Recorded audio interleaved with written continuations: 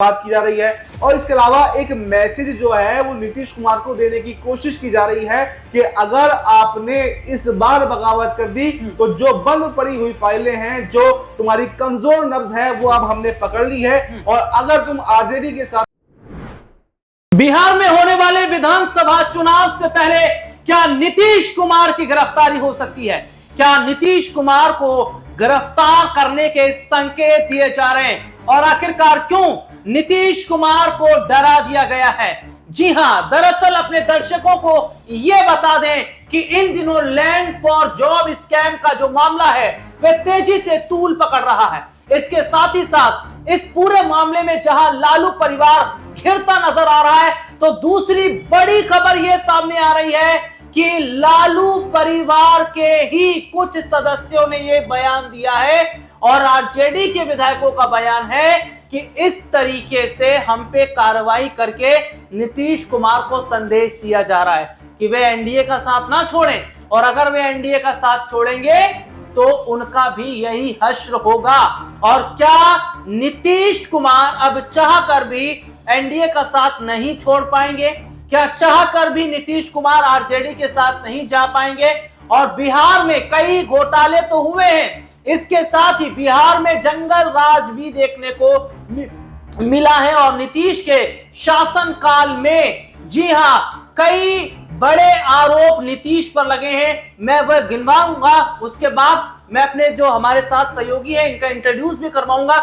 मैं अपने दर्शकों को थोड़ा सा ये बता दूं कि जो मामला मैं जिक्र कर रहा था बीपीएससी का, ये नीतीश की सरकार में हुआ है, पेपर लीक का मामला। और दूसरा, बिहार में खनन जैसे माफियाओं का भी बोलबाला है, बिहार में गैंगस्टर का बोलबाला है, बिहार में कई ऐसे निर्माणाधीन पुल हैं जो भरा कर गिर गए, वे कुछ वक्त में बने थे। तो ये तमाम ऐसे मामले जो नीतीश के कार्यकाल में हुए हैं, इस मामले में जांच भी हो सकती है। इसलिए नीतीश कुछ बोले ना, चुप रहे तो कार्रवाई नहीं होगी। अब इंट्रोड्यूस हमारे साथ हमारे सहयोगी जो अब्बास भाई इस वक्त जुड़े हुए हैं, और लगातार आप देखते रहें कि जिस तरीके से अब्बास भाई कई मुद्दों पर अपनी राय रखते हैं। सबसे पहले अब्बास भाई आपका बहुत बहुत स्वागत है इस प्रोग्राम में आपका। जी शुक्रिया। और अब्बास भाई मैंने कुछ जो है चीजें बताई हैं लोगों को, कुछ गिनवाया है लोगों को, जैसे कि ये कहा जा रहा था कि भैया नीतीश की साफ छवि है, नीतीश ने कोई करप्शन नहीं किया, वे करप्टेड नहीं है। अगर करप्टेड नहीं है तो नीतीश के शासनकाल में ही क्या कई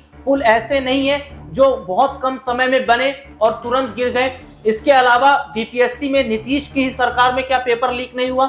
और सबसे बड़ी बात है, बिहार में दलित बस्ती को ही आग के हवाले कर दिया गया। यह भी देखा जाता है कि बिहार के अंदर ही जो माफिया है उनका बोलबाला जिस तरीके से है। मैं अगर यहां पर बात कर लूं, जिस तरीके से नीलम देवी और इसके अलावा जो उनके पति अनंत सिंह की बात कर ले, अनंत सिंह बाहुबली हैं, लेकिन उनको संरक्षण नीतीश कुमार का मिल रहा है, ये तेजस्वी कह चुके, तो उनका माफियाओं के साथ में, गैंगस्टर के साथ में भी बड़ा कनेक्शन है। इस मामले में अगर देखा जाएगा तो बहुत कुछ लिस्ट निकल रही है नीतीश कुमार की भी, और ये बात कही गई है विपक्ष की तरफ से कि अगर नीतीश जहां एनडीए से हिले भी तो अगली फाइल अब नीतीश की फिर खुलनी शुरू हो जाएगी, और अब आने वाले वक्त में फिर नीतीश भी जेल में जाएंगे।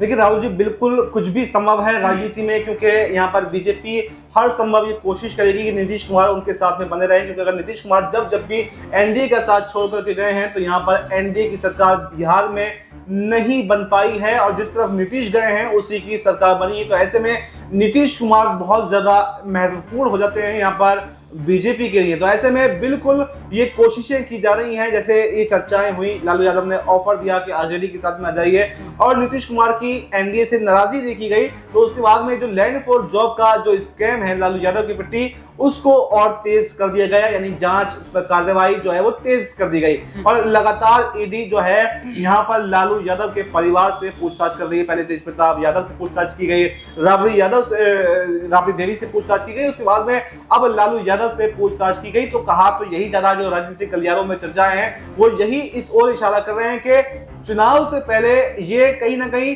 कई सवालिया निशान अपने आप में खड़े हो रहे हैं। एक तरफ तो लालू यादव को, आरजेडी को जो है उनकी छवि को खराब करने की बात की जा रही है, और इसके अलावा एक मैसेज जो है वो नीतीश कुमार को देने की कोशिश की जा रही है कि अगर आपने इस बार बगावत कर दी तो जो बंद पड़ी हुई फाइलें हैं, जो तुम्हारी कमजोर नब्ज है, वो अब हमने पकड़ ली है और अगर तुम आरजेडी के साथ में जाते हो तो तुम्हारा भी हम वही हश्र करेंगे जो इस समय लालू यादव का हो गया है, यानी ईडी सीबीआई के दफ्तरों के चक्कर जो है वो आप काटते हुए नजर आएंगे। और अब्बास भाई, क्या मैं अगर कहूं तो पहले से भारतीय जनता पार्टी के जो बड़े चेहरे हैं, मैं अमित शाह का जिक्र कर लूं, मैं नड्डा का जिक्र कर लूं, यहां तक कि प्रधानमंत्री नरेंद्र मोदी का जिक्र कर लूं, क्या इन्हें आशंका थी कि नीतीश कुछ ऐसा कर सकते हैं?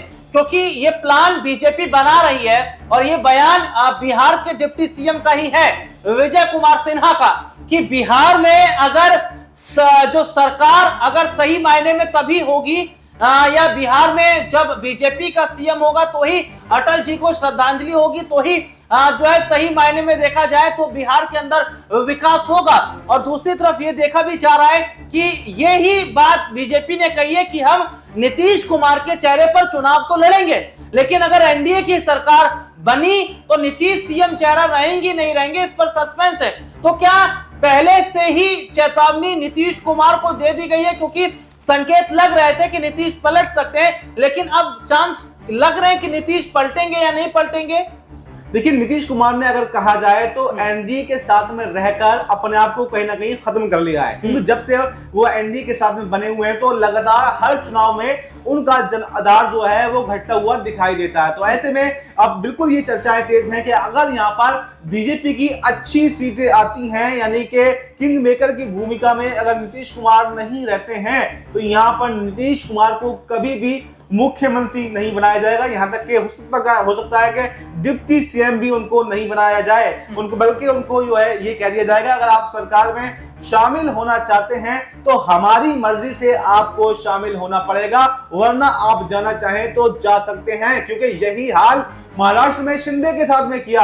महाराष्ट्र में आप शिंदे का हाल देख सकते हैं, पहले उन्हीं के चेहरे पर जो है चुनाव लड़ा जाता है, लेकिन जब अच्छी सीटें खुद की आ जाती हैं तो देवेंद्र फडणवीस को मुख्यमंत्री बना दिया जाता है और कोई भी बड़े मंत्रालय एकनाथ शिंदे को नहीं दिए जाते हैं। और यहां तक कि डिप्टी सीएम पर भी ये कह दिया था कि अगर आपको रहना है तो रहिए, वरना आप जा सकते हैं। यानी कि अगर ऐसा यहाँ पर नीति, देखिए शिंदे के पास में तो अभी ऑप्शन भी है, वो जाकर जो विपक्ष में जाकर के बैठ सकते हैं, काफी बड़ा जन आधार उन्होंने कर लिया है, पार्टी पूरी अपने हवाले उन्होंने कर ली है और क्या है वो उभरते हुए अभी राजनीति में है, क्योंकि जब से उन्होंने उद्धव ठाकरे से अलग हुए हैं और अभी उनकी एज भी इतनी ज्यादा नहीं है। लेकिन अगर नीतीश कुमार को इनसे कंपेयर करें तो नीतीश कुमार का ये आखिरी चुनाव भी माना जा रहा है, क्योंकि नीतीश कुमार 76 वर्ष के हो चुके हैं और जो अगला चुनाव होगा वो 81 वर्ष की उम्र में, यानी कि बिहार में 2030 में होगा। तो इसीलिए निशांत कुमार की एंट्री को भी जो है नीतीश कुमार करवाना चाहते हैं, क्योंकि नीतीश कुमार अभी समझ चुके हैं कि अब जो है चुनाव लड़ना बिहार के अंदर आसान भी नहीं है। तो ऐसे में ये देखा जा सकता है कि ये चुनाव जो है नीतीश कुमार के सियासी भविष्य को तय कर दे और हो सकता है कि अगर बीजेपी अच्छी सीटें यहां पर जीत करके आए तो नीतीश कुमार का सियासी भविष्य इस बार ही समाप्त हो जाए और बीजेपी का सीएम ही एनडीए की तरफ से बने। देखिए, एनडीए की अगर सरकार बनेगी तो मुख्यमंत्री भारतीय जनता पार्टी का होगा, ये बीजेपी चाह रही है। क्योंकि अभी तक अगर मैं कई राज्यों का जिक्र कर लेता हूं, चाहे बात में हरियाणा की कर लेता हूं तो नायब सिंह सैनी वे बीजेपी के हैं, आप मध्य प्रदेश आ जाइए मोहन यादव बीजेपी के हैं, आप राजस्थान आ जाइए भजन लाल शर्मा वे बीजेपी के हैं, आप महाराष्ट्र चले जाइए देवेंद्र फडणवीस वे बीजेपी के हैं, आप दिल्ली में आ जाइए रेखा गुप्ता को बनाया, परवेश वर्मा को नहीं बनाया, क्योंकि रेखा गुप्ता जो है आरएसएस से भी जुड़ी रही हैं और जिस तरीके से देखा जा रहा है कि ये भी बीजेपी ने अपने हिसाब से यहाँ पर सेट किया है। तो ये तमाम चीजें दिखाती हैं, बताती हैं कि बीजेपी अपने हिसाब से हर जगह अपना मुख्यमंत्री बिठाना चाहती है ताकि वे केवल कुर्सी पर बैठे रहें और काम वे करें। तो अब्बास भाई, मेरा एक सवाल ये भी रहेगा, नीतीश क्या बीजेपी के पिटारे में सेट नहीं बैठ रहे हैं, इसीलिए ये सोचा जा रहा है कि भैया नीतीश को अलग रखा जाए, अपना सीएम चेहरा बनाया जाए? और क्या अब ये माना जाए कि मजबूरी का नाम एनडीए है, ये स्थिति अब नीतीश की रह जाएगी? क्योंकि संकेत दे दिए हैं कि जहां पलटे और जहां गए तो फाइलें फिर खुल जाएंगी। देखिए बिल्कुल आपने बहुत अच्छा सवाल किया। यहाँ पर मजबूरी का नाम नीतीश का जो है वो एनडीए के साथ में रहना है। और वहीं एनडीए की बात करें तो जो बीजेपी है वो नीतीश कुमार पर भरोसा भी नहीं कर सकती, क्योंकि पहले कई बार जो है एनडीए का साथ छोड़ चुके हैं। और सबसे ज्यादा बार अगर कहें, अगर किसी ने धोखा दिया है बीजेपी को तो वो नीतीश कुमार ने दिया है। बल्कि यहाँ पर देखने वाली बात यह है कि बीजेपी हमेशा दूसरे दलों को, अपने सहयोगियों को धोखा देती रही है, लेकिन सबसे ज्यादा बिहार के अंदर अगर बीजेपी को किसी ने धोखा दिया है तो वो नीतीश कुमार ने दिया है। और उसी धोखे का बदला अब बीजेपी जो है वो नीतीश कुमार से लेने की तैयारी कर रही है। और बिल्कुल उसने चेकमेट की पोजीशन नीतीश कुमार के सामने खड़ी कर दी है, यानी कि अगर आपको रहना है तो हमारे साथ में रहना है, अगर आप जाएंगे तो आपका वैसे ही हम ईडी सीबीआई के इतने केस आप पर लगवा देंगे कि आप जो है ईडी सीबीआई के दफ्तर के चक्कर ही काटते रह जाएंगे और राजनीति में उलझे रहेंगे और कोई भी जीत आपको नहीं मिल पाएगी। तो अब ये देखने वाला काफी दिलचस्प होने वाला है कि बिहार चुनाव से पहले